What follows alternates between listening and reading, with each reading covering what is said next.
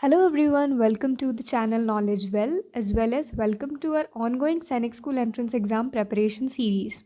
इस सीरीज़ के last session में हमने एंटोनिम्स और सिनोनिम्स किए थे for class 9th as well as for class 6th।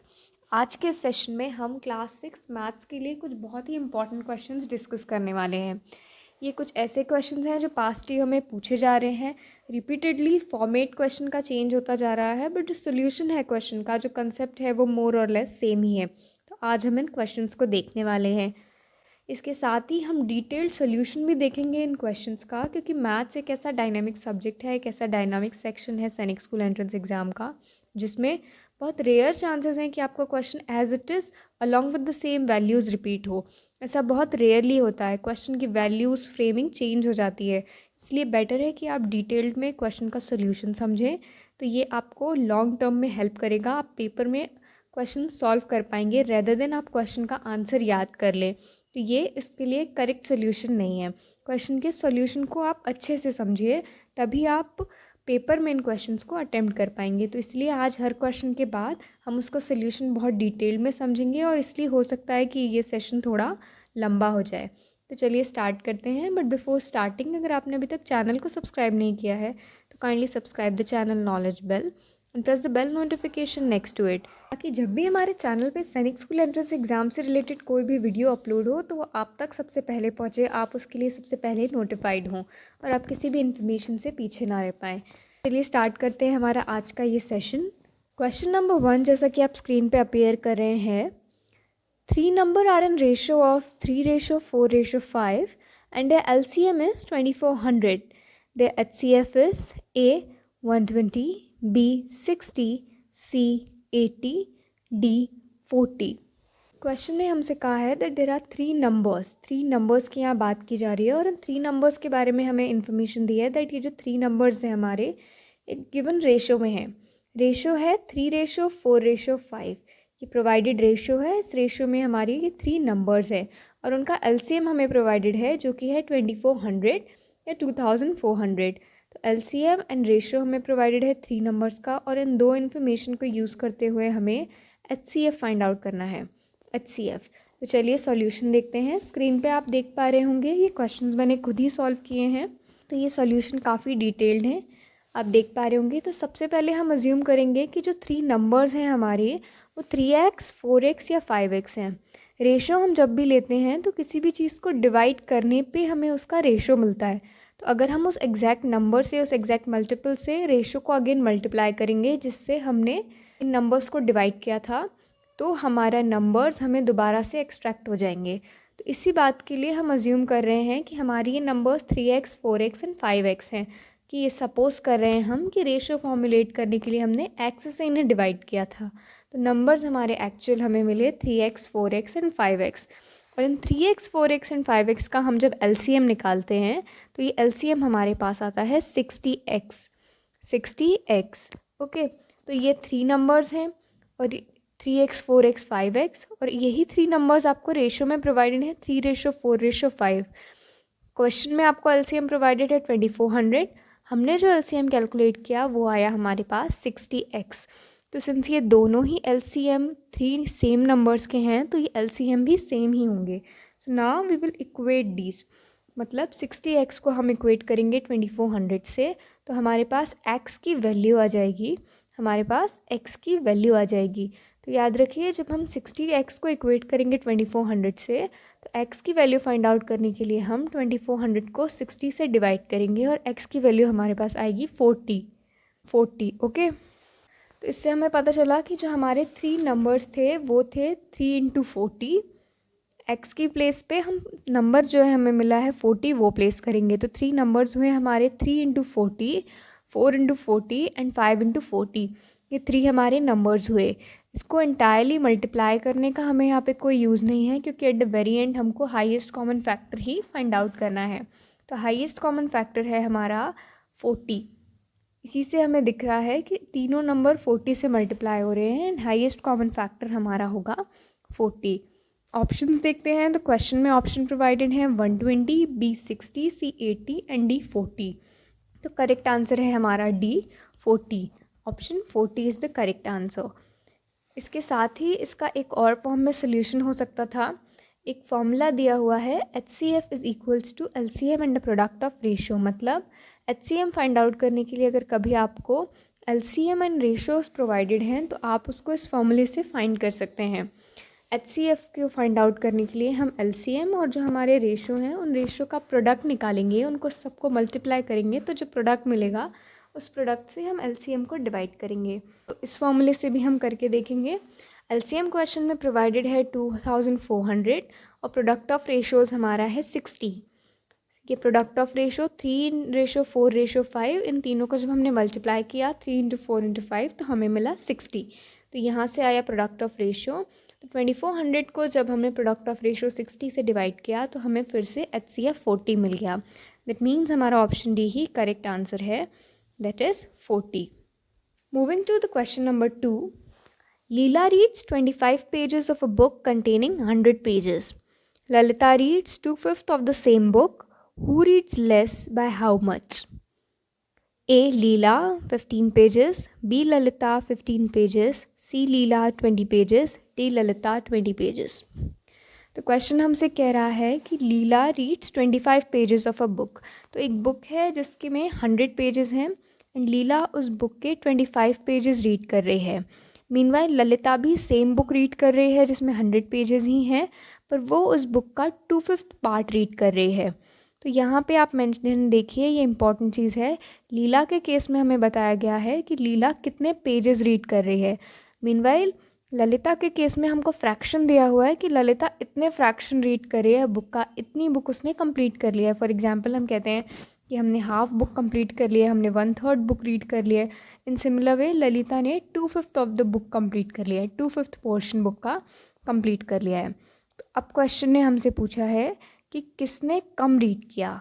Lalita and लीला दोनों में से किसने कम रीड किया एंड बाय कितने पेजेस। ओके, क्वेश्चन को समझ रहे हैं आप? तो चलिए सॉल्यूशंस को देखते हैं। प्रोवाइडेड हमारे पास 3 थिंग्स हैं। Book that is of 100 page, number of pages that Leela red 25 and amount of book that Lalita read that is 2/5। तो वेरी फर्स्ट थिंग जो हमको इसमें सबसे पहले आइडेंटिफाई करना है, सबसे पहले हमें सॉल्व करना है, वो ये है कि the number of pages Lalita reads, ये हमको निकालना होगा। क्योंकि आइडेंटिफाई करने के लिए कि लीला ललिता में से किसने कम रीड किया, हमें पता होना चाहिए कि how much of pages Lalita has red. तो ये निकालने के लिए हम इसको कैलकुलेट करेंगे the number of pages that Lalita has red. तो देखिए, सिंस बुक हमारी 100 पेजेस की है तो हम जो 2/5 फ्रैक्शन दिया हुआ है ललिता के केस में, उस 2/5 को हम 100 से मल्टीप्लाई कर देंगे। ओके, तो हमें एग्जैक्ट वैल्यू मिल जाएगी, एग्जैक्ट नंबर ऑफ पेजेस मिल जाएंगे जो ललिता ने रीड किए हैं। अगर यहाँ पे हमारी बुक 100 पेजेस की जगह 200 पेजेस की होती, 400 पेजेस की होती या 50 पेजेस की होती, तो हम उस अमाउंट को मल्टीप्लाई करते 2/5 से। दैट मीन्स इफ बुक अगर 50 पेजेस की होती तो हम 2/5 × 50 करते, क्योंकि हमारी टोटल पेजेस 50 हैं। इन सिमिलर केस हमारा फ्रैक्शन अगर 2/5 की जगह कुछ और होता, फॉर एग्जांपल 1/3, 1/4 या 2/4, तो हम 2/5 की जगह 1/4 या 2/4 से 100 पेजेस को मल्टीप्लाई करते। सो जो भी आपको फ्रैक्शन प्रोवाइडेड हो उस फ्रैक्शन को आप मल्टीप्लाई करेंगे टोटल नंबर ऑफ पेजेस जो प्रोवाइडेड हैं। ओके, तो टोटल नंबर से हमने मल्टीप्लाई किया तो हमारे पास आया 40 पेजेस। स्क्रीन पे आप सॉल्यूशन देख पा रहे हैं। Number of pages Lalita reads 2/5 × 100 equals to 40 pages. Lalita के केस में हमें पता लग गया कि ललिता 40 पेजेस रीड कर रही है, meanwhile Leela is reading 25 pages. तो यहाँ पे एक क्वांटिटेटिवली हमें पता चल रहा है that Leela reads less. Okay, क्योंकि लीला ने सिर्फ 25 पेजेस रीड किए हैं, मीनवाइल ललिता ने 40 पेजेस रीड किए हैं, तो लीला रीड्स लेस, ये हमें यहाँ पता लग गया। तो क्वेश्चन का एक पार्ट हमने सॉल्व कर लिया कि हु रीड्स लेस, तो इसमें हमें पता लग गया कि लीला रीड्स लेस। अब जब हम ऑप्शंस को देखते हैं तो there are 2 options regarding the Leela. Leela reads less, option A and option C. Option A कह रहा है कि बाय 15 पेजेस, ऑप्शन बी कह रहा है कि बाय 20 पेजेस। तो अब हमें सेकंड पार्ट में कैलकुलेट करना है कि by how much pages Leela is reading less. तो ललिता ने 40 पेजेस रीड किए, लीला ने 25 पेजेस रीड किए। तो लीला ने कितने पेजेस कम रीड किए इन कंपैरिजन टू ललिता, वो फाइंड आउट करने के लिए हम ललिता के रीड किए पेजेस से सब्ट्रैक्ट करेंगे नंबर ऑफ पेजेस जो लीला ने रीड किए। तो स्क्रीन पे आप देख पा रहे हैं ललिताज रीड माइनस लीलाज रीड, मतलब ललिता ने जितने पेजेस रीड किए, the number of pages Lalita read that were 40 minus the number of pages Lalita read that were 25। तो जब हमने 40 को 25 से सब्ट्रैक्ट किया तो हमें मिल गया answer that is 15 pages. 15 pages. Okay, so Leela is the correct answer. Option A, Leela reads less, and by how much pages? By 15 pages. Leela reads less by 15 pages. Option A is the correct answer. तो ये question ज़रूरी नहीं है अब आपको कि next time अगर आपको पेपर में देखने मिले तो ये बुक से रिलेटेड या पेजेस से रिलेटेड ही हो। क्वेश्चन की फ्रेमिंग भी इंटायरली चेंज हो सकती है, किसी और फॉर्मेट में भी क्वेश्चन आ सकता है, बट आपको की रूल याद रखना है दैट फ्रैक्शन के क्वेश्चंस में आपको कैसे सॉल्यूशन करना है। इसलिए सॉल्यूशंस पे बहुत इंपॉर्टेंटली आप लोग फोकस करिए, एक एक दो दो बार इनको अच्छे से समझिए, देखिए, प्रैक्टिस करके देखिए जब तक आपको नहीं बनता है। और मीनवाइल कहीं भी आपको डिफ़िकल्टी आ रही है तो आप कमेंट सेक्शन में बहुत ही फ्रीली मेंशन कर सकते हैं, हम सब मिलके उस डिफ़िकल्टी को रिजॉल्व करेंगे। Moving to the question number 3, Naveen bought 3 meter 20 centimeter cloth for his shirt and 2 meter 5 centimeter cloth for his trousers. Find the total length of cloth bought by him. A 5.7 meters, B 5.25 meters, C 4.25 meters, D 5 meters. Question कह रहा है that नवीन ने अपने shirt और trousers के लिए कुछ cloth bye किया। अब उस क्लोथ में से 3 मीटर 20 सेंटीमीटर क्लोथ जो था वो शर्ट के लिए था और 2 मीटर 5 सेंटीमीटर क्लोथ उसके ट्राउज़र्स के लिए था। हमें पता करना है कि टोटल लेंथ ऑफ क्लोथ कितनी है जो नवीन ने बाय की। तो क्वेश्चन बहुत ही सिंपल है, हमें बताया हुआ है कि शर्ट के लिए क्लॉथ कितना था एंड ट्राउज़र्स के लिए क्लॉथ कितना था। तो वेरी सिंपली इसमें हमें क्या करना है कि हमें टोटल लेंथ निकालने के लिए दोनों को ऐड कर देना है। Total length of cloth calculate करने के लिए हम लेंथ ऑफ शर्ट को ऐड करेंगे एंड लेंथ ऑफ ट्राउज़र्स, तो हमारे पास टोटल लेंथ ऑफ क्लॉथ आ जाएगी। बट इस क्वेश्चन में एक ट्विस्ट है, अगर हम ऑप्शंस को अच्छे से देखेंगे, ऑप्शंस को बहुत क्लियरली आप ध्यान से देखेंगे तो आपको पता लगेगा कि सारे ऑप्शंस तो आपको मीटर में दिए हुए हैं एंड डेसिमल्स में दिए हुए हैं। मीनवाइल जो ऑप्शन है, क्वेश्चन है आपको वो सेंटीमीटर्स में प्रोवाइडेड है, डेसिमल्स में नहीं है। इंटायर यूनिट मीटर में नहीं है, सेंटीमीटर्स भी हैं। तो यहाँ पे आपको along with the addition conversion भी करना है। सो कन्वर्जन ही इस क्वेश्चन का बहुत इंपॉर्टेंट पार्ट है। तो चलिए हम देखते हैं कि कैसे करेंगे। तो सबसे पहले जैसे अभी मैंने बताया कि सबसे पहले हम टोटल लेंथ निकालेंगे, either it is in centimetre.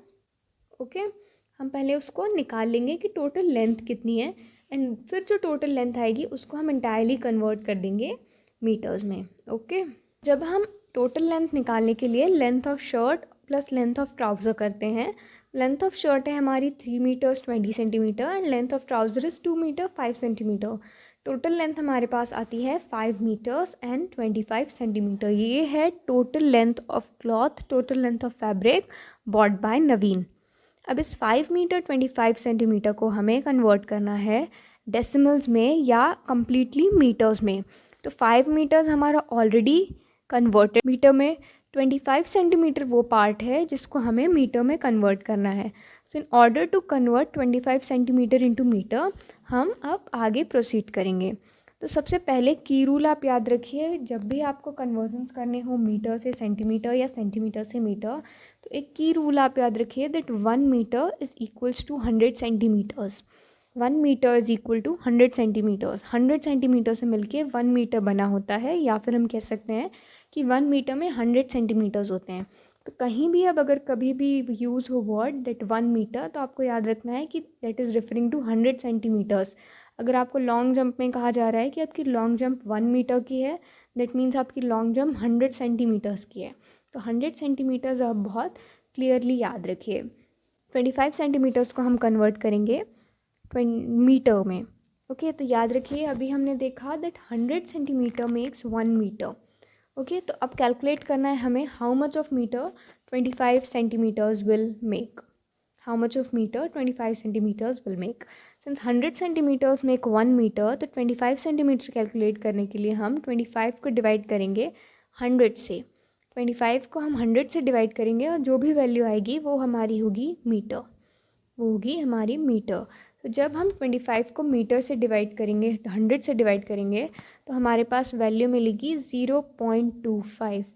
0.25 metres. Okay, तो 25 सेंटीमीटर्स की जगह हम इस 0.25 मीटर्स को के साथ ऐड कर देंगे।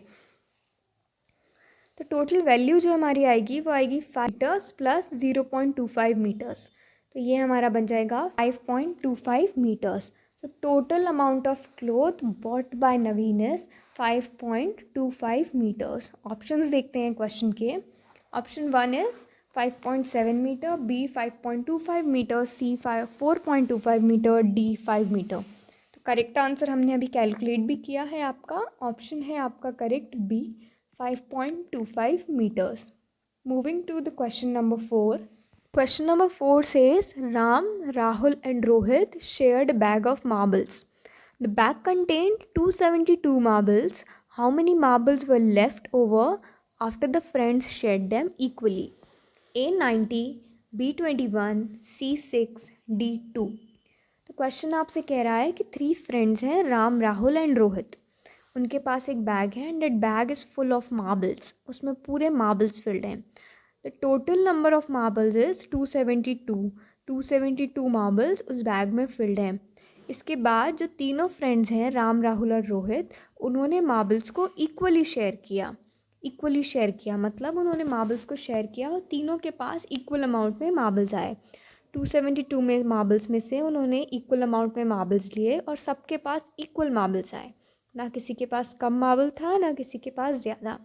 तो अब क्वेश्चन में हमको बताना है कि 272 मार्बल्स में से कितने मार्बल्स बचे जब तीनों फ्रेंड्स ने इक्वल अमाउंट में मार्बल्स शेयर कर लिए। तो कितने मार्बल्स एक्स्ट्रा हमारे पास बचे हुए हैं। तो चलिए देखते हैं हम इसे कैसे सॉल्व करेंगे। Very first of all question में दिया है कि 272 मार्बल्स हैं और उनको 3 इक्वल पार्ट्स में हमको डिवाइड करना है। तो वेरी सिंपली आपको इस क्वेश्चन में 272 को 3 से डिवाइड कर देना है और ये आपको कंप्लीट डिवीज़न नहीं करना है, डेसिमल्स में नहीं जाना है, सिंपल आपको डिवीज़न करना है जब तक आपको रिमाइंडर नहीं मिल जाता। ओके, तो हम डिवाइड करेंगे 272 को 3 से, तो हमें मिलेंगे 90 मार्बल्स। ओके, 90 मार्बल्स, 90 हमारा आंसर आएगा, 90 आंसर आएगा। सो 272 को हमने 3 से डिवाइड किया, 3 9 27, देन 0 अगेन प्लेस किया एंड 2 हमारे पास रिमाइंडर लेफ्ट हुआ। हमारा करेक्ट आंसर आया 90। सो जो 90 थे, 90 मार्बल्स शेयर किए तीनों फ्रेंड्स ने। जो आंसर है हमारा वह total number of marbles shared. तो नंबर ऑफ मार्बल्स शेयर्ड यहाँ पे मतलब फ्रेंड को 90 मार्बल्स मिले, मतलब राम को 90 मार्बल्स, राहुल को 90 मार्बल्स एंड रोहित को 90 marbles. Okay, so every one of them got 90 marbles.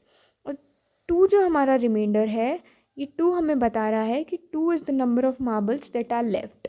2 is the number of marbles that are left. तो यहाँ हमारा ये क्वेश्चन सॉल्व हो जाता है। So each one of them will get 90 marbles. Ram, Rahul and Rohit तीनों को ही 90 मार्बल्स मिलेंगे एंड इसमें से 2 मार्बल्स लेफ्ट हो जाएंगे। ये 2 मार्बल्स इक्वली शेयर नहीं हो पाएंगे। ओके, तो ऑप्शन डी हमारा करेक्ट आंसर है 2। Option D is the correct answer, that is 2। अब इस क्वेश्चन को हम एक अनदर वे में चेक भी कर सकते हैं। 90 मार्बल्स मैंने आपको बताया कि एक फ्रेंड के पास जाएंगे and there are 3 such friends, Ram, Rahul and Rohit, there are 3 such friends. तो 90 इंटू 3 हम करेंगे तो हमें मिल जाएगा the total amount of marbles shared.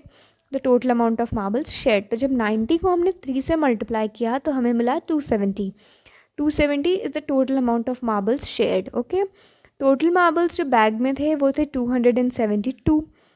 Okay, अब हमें फाइंड आउट करना है the amount of marbles left.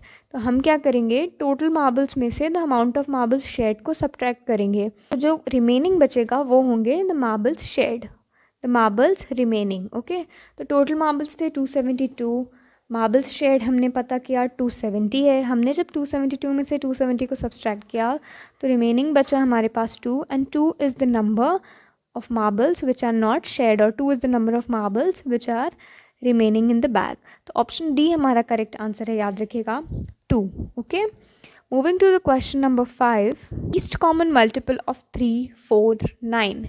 The least common multiple of 3, 4, 9 is A 36, B 12, C 27, D 45। Least common multiple LCM हमको फाइंड करना है 3, 4, 9 का। ये अगेन एक एलसीएम से रिलेटेड क्वेश्चन है। फर्स्ट क्वेश्चन भी हमने ऐसा ही देखा था, वो भी एलसीएम से रिलेटेड क्वेश्चन था। उसमें हमें एलसीएम प्रोवाइडेड था एंड एचसीएफ फाइंड करना था। इसमें हमें नंबर्स प्रोवाइडेड हैं और एलसीएम फाइंड करना है, लीस्ट कॉमन मल्टीपल। तो एलसीएम फाइंड आउट करने के लिए हमारे पास 2 स्टेप्स होते हैं, उन 2 स्टेप्स को हम देखते हैं। द फर्स्ट स्टेप इज़ कि हम प्राइम फैक्टर्स फाइंड करें ईच प्रोवाइडेड नंबर के लिए, और उसके बाद इन सेकंड स्टेप हम मल्टीप्लाई करेंगे ईच फैक्टर को to greatest number of times it occur. Okay, तो सबसे पहले हम प्राइम फैक्टर्स फाइंड करेंगे ईच नंबर के। तो 3 के लिए प्राइम फैक्टर्स देखें तो 3 के लिए there is no prime factor since 3 is itself a prime number, और 1 और 3 के बिसाइड 3 का कोई भी प्राइम फैक्टर नहीं है, so there is no prime factor. Second number is 4। 4 के लिए हमारे पास 2 प्राइम फैक्टर्स हैं which are 2 and 2। 2 2s are 4, so there are 2 prime factors 2 and 2। Similarly for the case of 9 भी हमारे पास 2 prime factors है 3 and 3। 3 and 3। Now अब सेकेंड स्टेप जो था हमारा, जिसमें हमें एलसीएम फाइंड करना था, in finding LCM we will multiply all the prime factors. We will multiply all the prime factors. तो हमारे पास 4 प्राइम फैक्टर्स हुए टोटल। 3 में हमें कोई भी प्राइम फैक्टर नहीं मिला। 2 में 2 प्राइम फैक्टर्स थे 2 and 2, so we will multiply 2 and 2 with 3 and 3 the prime factors of 9। So हमारा इक्वेशन बनेगा 2 into 2 into 3 into 3। ओके, तो जब हमने इन सबको सॉल्व किया, इनको इंटायरली मल्टीप्लाई किया, तो हमें एक नंबर मिला दैट वाज 36, और ये 36 हमारा एलसीएम था। ओके, 36 एलसीएम है हमारा। Option A is the correct answer, 36। 36 is the lowest common multiple or LCM for the provided numbers that are 3, 4 and 9. Moving to the question number 6, the cost of 4 dozen banana is 60 rupees. How many bananas can be purchased for 12.50 rupees? Option A 10, B 15, C 12, D 18। Question हमें कह रहा है कि 4 dozen of बनाना है। 4 dozen बनाना का price है, cost है 60 rupees. तो कितने बनानास परचेज हो पाएंगे 12.50 रुपीज़ में, ये हमें फाइंड आउट करना है। The total number of bananas that can be purchased for 12.50 rupees, ये हम फाइंड करेंगे। तो 4 डजन बनानास का प्राइस है 60 रुपीज़। तो सबसे पहले देखिए what is a dozen. 1 dozen होता क्या है? 1 डजन मीन्स 12 यूनिट्स। किसी भी चीज़ में अगर हम डजन कहते हैं, not in the case of bananas exceptionally, कोई भी चीज़ अगर हम कहेंगे कि that this particular thing is 1 dozen, that means उस पर्टिकुलर चीज़ की 12 यूनिट्स हैं यहाँ पे, इसलिए हम कह रहे हैं कि ये 1 डजन है। 1 डजन 12 यूनिट्स हैं, इसलिए हम कह रहे हैं 1 dozen. For example 1 dozen pencil अगर हम कहेंगे दैट मीन्स वहाँ 12 पेंसिल हैं। Similarly in case of bananas 1 dozen banana means 12 bananas are there. Question में आपसे कहा है 4 डजन बनाना, दैट मीन्स वहाँ पे 4 into 12 48 बनानास की बात हो रही है। 48 बनानास। तो let's look at the solution.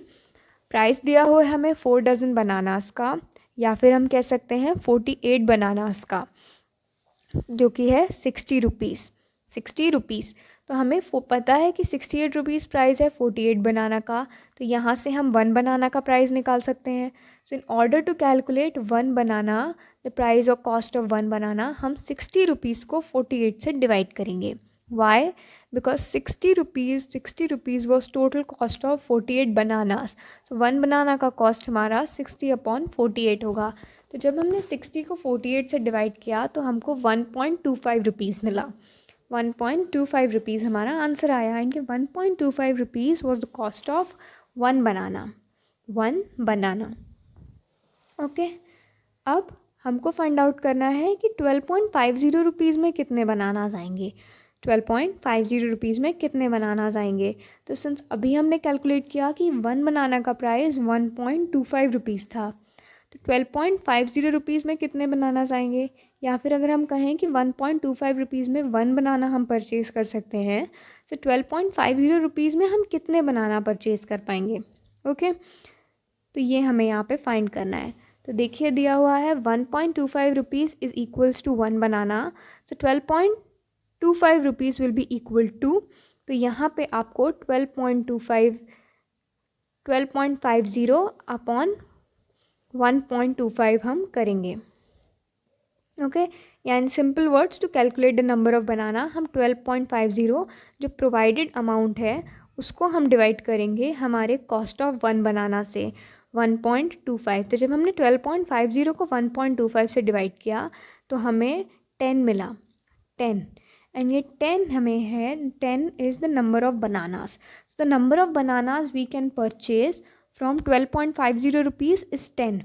12.50 rupees जो प्रोवाइडेड आपका अमाउंट था उसको हमने द प्राइस ऑफ 1 बनाना से डिवाइड किया 1.25। ऐसा हमने क्यों किया? क्योंकि ये हमें देगा amount of bananas, the number of bananas which we can buy from 12.50 rupees. Okay, तो ये हमने जब इसे डिवाइड किया 12.50 को 1.25 से तो हमें मिला number 10 and 10 is the number of bananas which we can buy from 12.50 rupees. तो याद रखिए 10 इज़ आपका correct answer. Option A is the correct answer. Moving to the question number 7, find the volume of cube of side 6 centimeter. Find the volume of cube of side 6 centimeter. Option A 216 cubic centimeter. Option B 36 cubic centimeter. Option C 72 cubic centimeter. Option A 108 cubic centimeter. अब इस question में हमें volume of cube find करना है और वो cube का एक साइड में दिया हुआ है दैट इज़ ऑफ 6 सेंटीमीटर। तो बहुत ही सिंपल क्वेश्चन है ये। इस क्वेश्चन में आपको सिर्फ वॉल्यूम ऑफ क्यूब का फॉर्मूला अप्लाई करना है, वैल्यू पुट करनी है एंड कैलकुलेशंस करने हैं, आपको आंसर्स मिल जाएंगे। अब पेपर में आपको क्यूबिक सेंटीमीटर या सेंटीमीटर क्यूब दोनों ही फॉर्म में वैल्यूज़ दी हो सकती हैं। तो ये याद रखिए कि both are same, whether it is 216 cubic centimetre या फिर 216 सेंटीमीटर क्यूब, दोनों ही सेम है। 36 क्यूबिक सेंटीमीटर या 36 सेंटीमीटर क्यूब दोनों ही सेम चीज़ हैं। दोनों को लिखने का ये डिफरेंट स्टाइल है बट इन जनरल दोनों का मीनिंग सेम ही है, दोनों वॉल्यूम के बारे में ही बात कर रहे हैं। ओके, तो चलिए हम देखते हैं। वेरी फर्स्ट ऑफ ऑल एक क्यूब क्या होता है। क्यूब या आप इस पिक्चर में देख पा रहे होंगे या आप इस डायग्राम में भी देख पा रहे होंगे। This entire structure is called as cube. Okay, इस इज अ 3 डायमेंशनल स्ट्रक्चर, इसलिए हम इसका वॉल्यूम कैलकुलेट करें। क्यूब का हर एक साइड इक्वल लेंथ का होता है, इक्वल लेंथ का, height, length, width, everything is of equal length. तो इस लेंथ को हम कंसिडर कर सकते हैं कि ये लेंथ हमारी है for example a, length is a centimetres, breadth is a centimetres as well as height is a centimetres. तो ये हमारी क्यूब की साइड हो गई जो कि है ए सेंटीमीटर की। अब जब हमें वॉल्यूम कैलकुलेट करनी होगी एक क्यूब की जिसकी साइड है ए, तो हम उसके लिए कैलकुलेट करेंगे a into a, length into breadth into height. हमारा वॉल्यूम का फॉर्मूला है क्यूब के लिए। तो जब हम इसे ए इंटू ए करेंगे तो हमारे पास आ जाएगा ए क्यूब। तो ये फॉर्मूला आप डायरेक्टली नोट डाउन कर लीजिए। The volume of cube is equals to a cube where a is the side of a cube. Side की वैल्यू आपको प्रोवाइडेड है 6 सेंटीमीटर एंड हम ए की जगह 6 सेंटीमीटर को प्लेस करेंगे। तो आप देख रहे हैं स्क्रीन पे volume is equals to 6 into 6 into 6। तो आप जब इसको कैलकुलेट करेंगे तो आपके पास वैल्यू आएगी 216 सेंटीमीटर क्यूब, 216 सेंटीमीटर क्यूब। ये है आपका option A. Option A is the correct answer, 216 centimetre cube. ये आपका वॉल्यूम है क्यूब का जिसकी साइड 6 सेंटीमीटर होगी। तो इन जनरल इसके लिए आप फॉर्मूला याद रखिए, volume of cube is equals to side cube, a cube. A आपका साइड ऑफ क्यूब है, जो भी आपको वैल्यू प्रोवाइडेड हो साइड की आप ए में प्लेस करिए और उसको क्यूब कर दीजिए, उसका क्यूब ले लीजिए, तो आपको वॉल्यूम मिल जाएगा क्यूब का। Okay, moving to the question number 8, right Roman numeral CD XXX IX in Arabic numeral A 439, B 449, C 529, D 539। तो ये आपको रोमन न्यूमरल दिया हुआ है CD XXX IX। इसको आपको अरेबिक न्यूमरल में कन्वर्ट करना है। तो ये आपको अरेबिक रोमन न्यूमरल प्रोवाइडेड है, रोमन न्यूमरल दिया हुआ है, आप स्क्रीन पे देख पा रहे होंगे। It is something like CD XXX IX। ये जो आपका XXCDIX रोमन न्यूमरल है इसको आपको अरेबिक न्यूमरल में कन्वर्ट करना है। तो रोमन न्यूमरल क्या होते हैं हमारे? Roman numerals are the kind of numbers जो ओरिजिनेट हुए थे रोम में and were used in entire Europe in historical times. Meanwhile Arabic numerals हमारे 10 डिजिट नंबर्स होते हैं जो हम यूज़ कर रहे हैं, 0 1 2 3 4। ये हमारे अरेबिक न्यूमरल्स होते हैं। रोमन न्यूमरल आपने अपने क्लास में जब आप अपना क्लास लिखते हैं 4th 5th तो भी आप लिखते हैं, 5th के लिए आप वी लिखते हैं। तो इन रोमन न्यूमरल्स को, प्रोवाइडेड रोमन न्यूमरल्स को आपको अरेबिक न्यूमरल्स में कन्वर्ट करना है। तो ये बहुत ही सिंपल क्वेश्चन है, अगर आपको पता हो कि कौन सा वर्ड, कौन सा न्यूमरल किसके लिए स्टैंड कर रहा है। तो स्क्रीन पे अभी आप एक चार्ट देख पा रहे हैं, ये चार्ट आप नोट डाउन कर लीजिए या स्क्रीनशॉट ले लीजिए, what ever suits you the most. Previous year में क्योंकि क्वेश्चन पूछा जा चुका है इसलिए मैंने ये लिया, क्योंकि काफ़ी डिफरेंट क्वेश्चन था and as well as important भी लग रहा था। तो ये चार्ट में आपको प्रोवाइडेड है कि कौन सा रोमन न्यूमरल किस अरेबिक न्यूमरल को इंडिकेट करता है। ओके, आई आपका इंडिकेट करता है 1 को, वी इंडिकेट करता है 5 को, एक्स इंडिकेट करता है 10 को, एल 50 को, सी 100 को, डी 500 को, एम 1000 को। तो सी आपकी 100 पोजीशन को इंडिकेट करता है। ओके, डी 500 पोजीशन को इंडिकेट करता है। बट अगर सी और डी कंबाइनली प्रेजेंट हैं, जैसा कि हमारे क्वेश्चन में दिया हुआ है, तो ये इंडिकेट करेगा 400 को। आप देख पा रहे होंगे C D indicates 400, 1 indicates I, 2 indicates double I. Okay, तो ये आप इंटायरली इसको स्क्रीनशॉट ले लीजिए और इसको समराइज़ कर लीजिए, रोज़ इसको एक बार रीड कर लीजिए, it is very important. Okay, तो ये देखिए हमें सबसे पूछा है C D X X X I X, ये हमें रोमन न्यूमरल प्रोवाइडेड है। तो सी डी के लिए देखिए आपको बताया है कि ये 400 को इंडिकेट करता है, C D indicates 400, X X X indicates 30, X X X indicates 30। तो हम इसको सेपरेटली नोट डाउन करते जाएंगे that C D indicates 40 plus X X X indicates 30 plus I X indicate 9। Okay, I X indicates 9। तो ये हमारे पास Arabic numerals आ गए, C D के लिए 400, एक्स एक्स एक्स के लिए 30 एंड आई एक्स के लिए 9। तो अब हमें इनको अरेबिक न्यूमरल में अरेबिक नंबर फाइंड आउट करने के लिए हम इनको ऐड करेंगे 400 प्लस 30 प्लस 9। तो जो भी आपको रोमन न्यूमरल से अरेबिक न्यूमरल में कन्वर्जन्स के बाद नंबर मिलते हैं, आप उनको ऐड करते हैं to get the final number. Okay, तो यहाँ हमें मिला 400 प्लस 30 प्लस 9, तो इसको हमने ऐड किया तो हमें मिल गया 439, जो कि हमारा करेक्ट आंसर है। ऑप्शन है ये आपका option A 439। 439 is the Arabic numeral for the Roman numeral C D X X X I X. अगर हम दूसरे नोट्स के बारे में देखें, दूसरे ऑप्शंस के बारे में देखें, तो एक ऑप्शन है इसमें 449, 449। तो 449 को अगर हम ट्राई करें रोमन न्यूमरल में कन्वर्ट करने का, तो 400 आपका जो 100 पोजीशन है वो देखिए, 100 पोजीशन के लिए चार्ट 400 आपका सी डी से रिप्रेजेंट हो रहा है। सो फॉर 449 में 400 लिखने के लिए हम सी डी लिखेंगे। देन देयर इज़ 49th, तो 10th पोजीशन में आपका है 40, तो 40 लिखने के लिए हम एक्स एल लिखेंगे, x L. Okay, and 9 represent करने के लिए हमने सेम जैसे अभी के क्वेश्चन में आपका प्रोवाइडेड था आई एक्स लिखेंगे। तो ये आपका नंबर जो 449 अरेबिक न्यूमरल है, रोमन न्यूमरल में ये बन जाएगा C D X L I X. Okay, similarly अगर हम 529 को कन्वर्ट करके देखेंगे तो 500 में 500 पोजीशन के लिए, 100 पोजीशन के लिए 500 पे आपको लिखना है डी। 20 पोजीशन 29 है तो आपका 10th की पोजीशन पे 20 के लिए आपको 2 टाइम्स एक्स लिखना है। सो ये आपका बन जाएगा D X x. And similarly for 9 हमको आई एक्स लिखना है, तो आई एक्स हो जाएगा। तो 529 को अगर हम रोमन न्यूमरल में लिखेंगे तो ये होगा D X X I x. तो ये काफ़ी डिफरेंट क्वेश्चन लगा मुझे, लास्ट ईयर ही पूछा जा चुका है, तो इसलिए आप ऐसे क्वेश्चंस की भी प्रैक्टिस करके रखिए। काफ़ी डिफरेंट है, पेपर में आपको डिफ़िकल्ट ना लगे इसलिए क्वेश्चन इन सिलेक्टेड क्वेश्चंस में सिलेक्ट किया था। तो इसके साथ ही आप इस क्वेश्चन की भी प्रैक्टिस करेगा। सिंपल है, अगर आप इस चार्ट को अच्छे से समझ लें, इस चार्ट को आप अच्छे से याद कर लें, कन्वर्जन्स के रूल्स थोड़े से समझ लें, तो इसके बाद ये इंटायर आपका Roman numeral to Arabic numeral बहुत ईजी है। इस क्वेश्चन के लिए करेक्ट आंसर याद रखिएगा 439। Moving to the question number 9, find the angle measure between the hands of clock when the time shows 6 PM। A 90 degree, B 45 degree, C 180 degree, D 270 degree.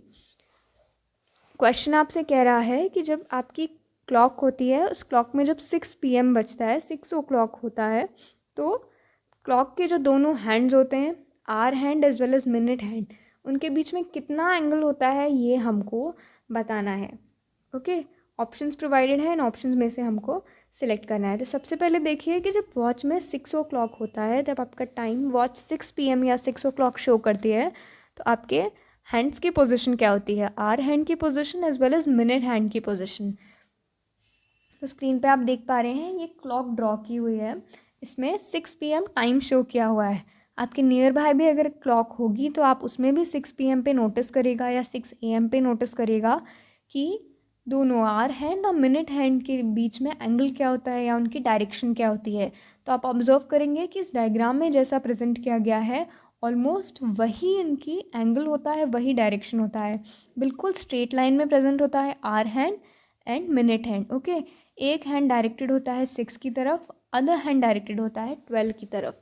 बिल्कुल straight line में hour hand and minute hand present होते हैं to indicate 6 PM, 12 से 6 के बीच में। Okay, हमें angle find out करना है कि इन दोनों के बीच में एंगल कितना होगा। तो इसमें देखिए आपको पिक्चर में दिखाया जा रहा है कि स्ट्रेट लाइन के बीच में एंगल हमेशा 180 डिग्री ही होता है, 180 डिग्री ही होता है। अगर हम एक परपेंडिकुलर प्रेजेंट कर देते हैं तो दोनों तरफ 90 डिग्री एंगल होता है एंड स्ट्रेट लाइन में एंगल होता है 180 डिग्री। अगर हम इसको वर्टिकली और हॉरिजॉन्टली प्लेस करें तो भी ये ऐसा ही दिखेगा, 180 डिग्री आपका टोटल एंगल होता है स्ट्रेट लाइन में। सिंस आवर क्लॉक जो है हमारा, आवर हैंड और मिनट हैंड हमारा 6 PM के लिए स्ट्रेट लाइन फॉर्म कर रहा है, तो इसके बीच में भी हमारा 180 डिग्री का ही एंगल होगा, 180 डिग्री ही एंगल होगा। तो याद रखिए option C is the correct answer, 180 degree. Okay, ये डायग्राम आप जो है एक्सप्लेनेशन डायग्राम्स के थ्रू दिख रहे हैं आप स्क्रीन पे, ये देख लीजिए, these are pretty self explanatory. बहुत ही ईजी क्वेश्चन है, बट ये क्वेश्चन आपको बनना चाहिए क्योंकि बहुत ही ईजी स्कोरिंग क्वेश्चन है और इस तरीके के क्वेश्चंस पेपर में पूछे जा रहे हैं। और अगर आप ये क्वेश्चन अटैम्प्ट ना कर पाएँ तो आपको बाद में बहुत रिग्रेट होगा, इसलिए थोड़ा सा इस पे ध्यान दीजिए, थोड़ा सा कॉन्शियसली इसको प्रैक्टिस करिए, तो ये आपको ईजिली बन जाएंगे।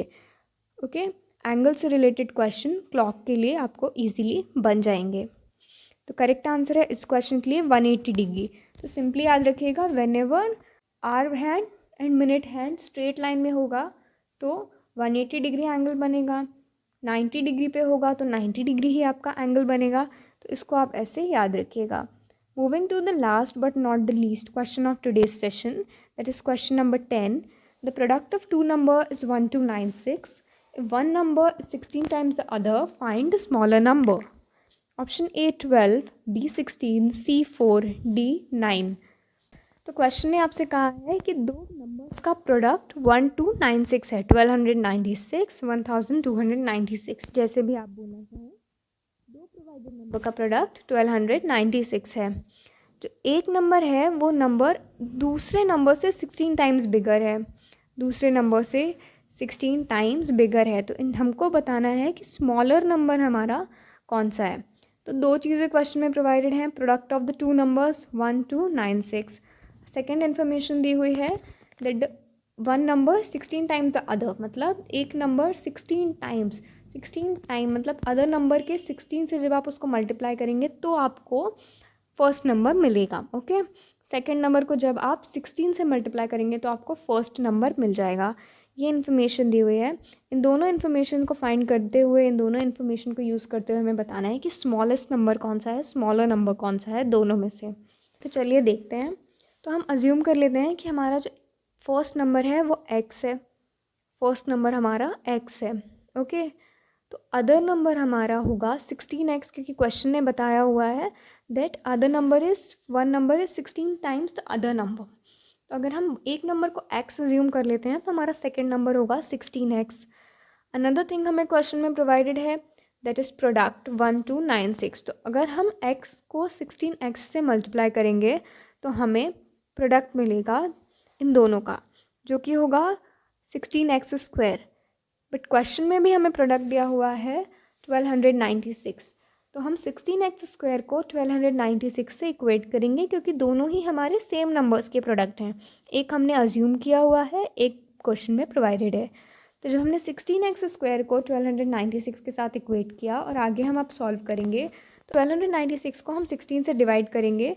x² is equals to 1296/16। जब हमने डिवाइड किया तो हमें मिला 81।